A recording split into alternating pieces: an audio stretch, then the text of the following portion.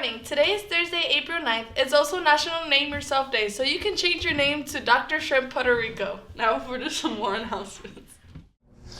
Good afternoon, CVHS. Today's looking like a high of 47, low of 28. It's going to be sunny. Tomorrow is looking like a high of 50, low of 28. It's going to be sunny.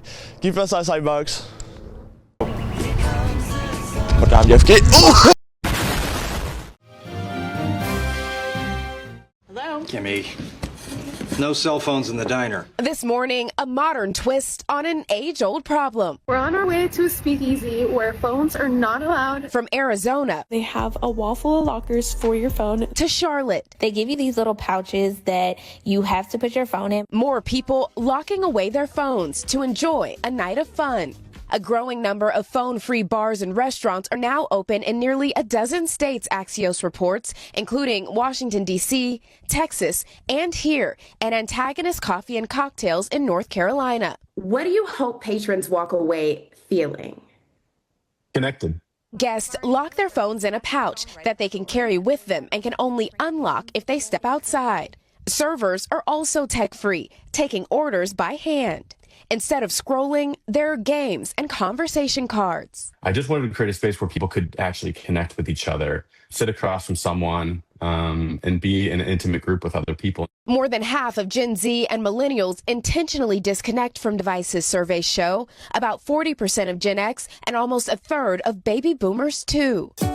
Don't think about it. Even some Chick-fil-A restaurants are getting in on the trend, offering a free scoop for putting phones in the coop. Honestly, if you're not putting your phone away to get that free ice cream, what are you doing? So far, customers are loving it. You don't have the accessibility of the internet right in the palm of your hand. You have to have a conversation. You're kind of going back to basics of being social. The goal, fewer moments like this.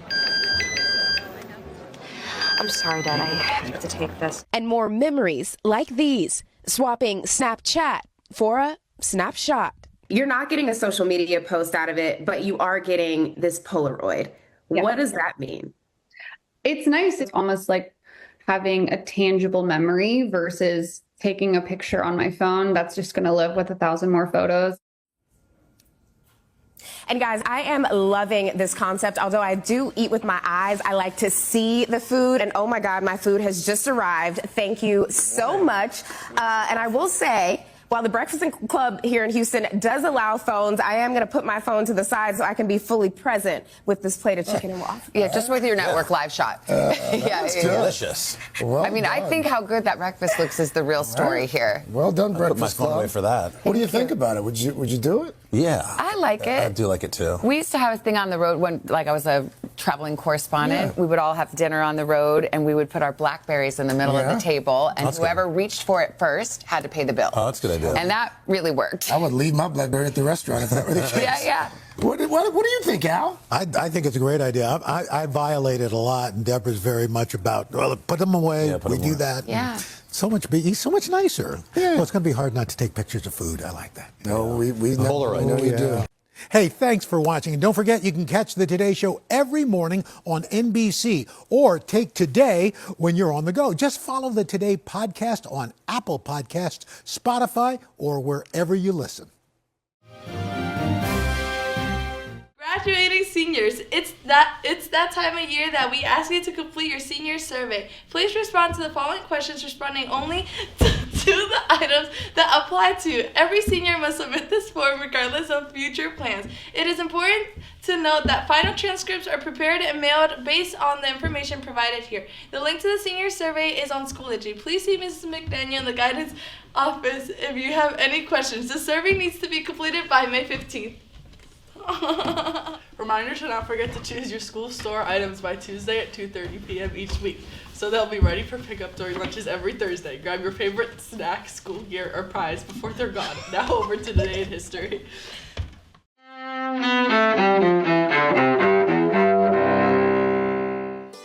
April 9th, 1865.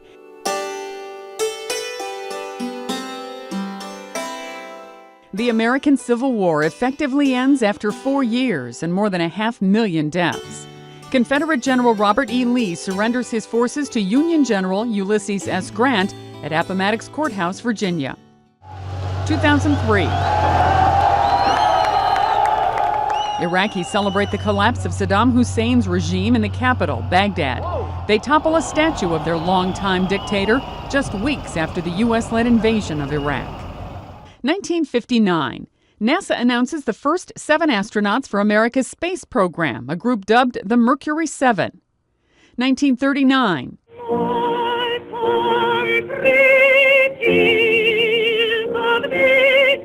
In Washington, African-American singer Marian Anderson performs at the Lincoln Memorial. That happens after the Daughters of the American Revolution ban Anderson from singing at their headquarters because of her race. And 2005. We may grow together in love and peace all the days of our life. Prince Charles, heir to the British throne, marries his longtime love, Camilla Parker Bowles. She takes the title Duchess of Cornwall and not Princess of Wales, the title held by Charles' first wife, the late Princess Diana. Today in history, April 9th. Sandy Kozel, The Associated Press. This is how you should read it. Wait, I'm supposed to say that. Okay, wait. Okay, let me know. Cheerleading interests in Forum are now open. Tryouts will be held during the first week of May and are open to all middle school and high school students who are ready to bring energy, teamwork, and school pride. Flyers will be posted around the school this week. Scan the QR code for more information. Contact Coach Wagner with any questions. Now over to the video about Minithon. Hi everyone, I'm Miss Carey. I really want you guys to put your phones away and really pay attention to this list, to this announcement. We are going to talk about some really serious stuff about Minithon and kind of why we Minithon. So this is Colson, one of our co-presidents, and he's going to kind of share with you guys our message. Yeah, so like Miss Carey said, my name is Colson, and today we're going to be doing a little bit of an activity, if you guys feel comfortable kind of doing so.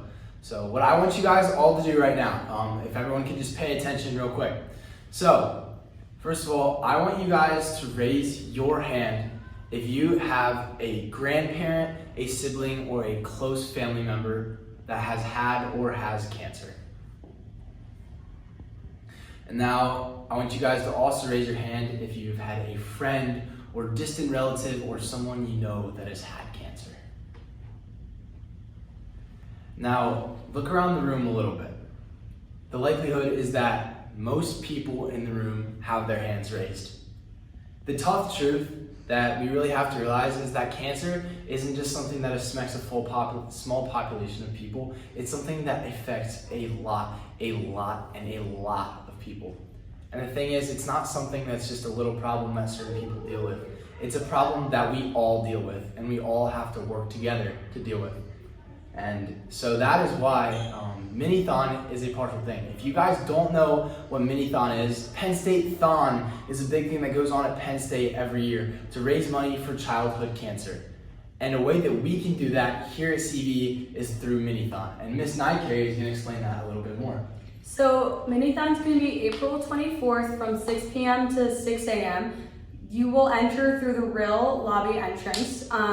You have to first sign up through the Google form, then get a permission slip from me or Mrs. Torres, and return the permission slip and $25 in cash by April 17th.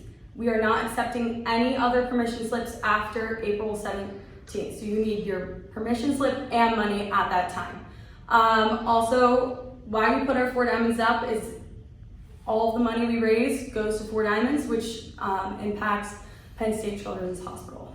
But yeah, Minithon is going to be a really fun night, so please come if you can. We're going to have a rave hour, different sports tournaments, Mr. Minithon. Don't bring a blanket. No, don't. That's another thing too.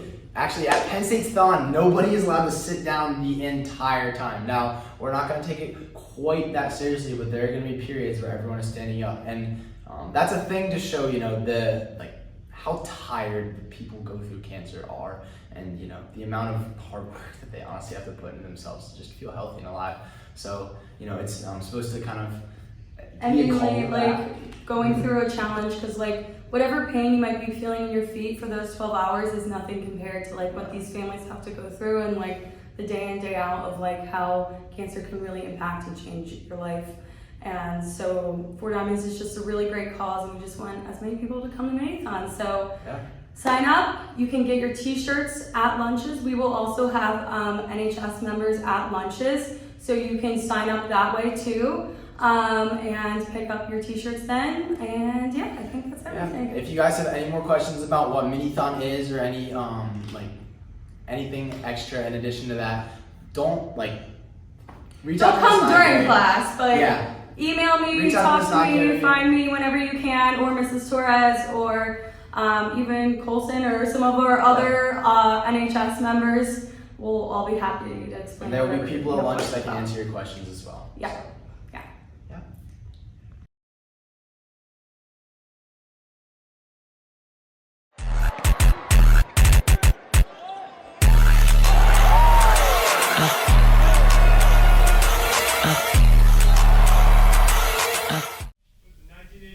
Yeah. All right. So yesterday, varsity boys tennis got a really big win against Donegal, 4-3 yesterday. Oh boy, my bad. So myself and Boro Kirsten got an 8-6 doubles win.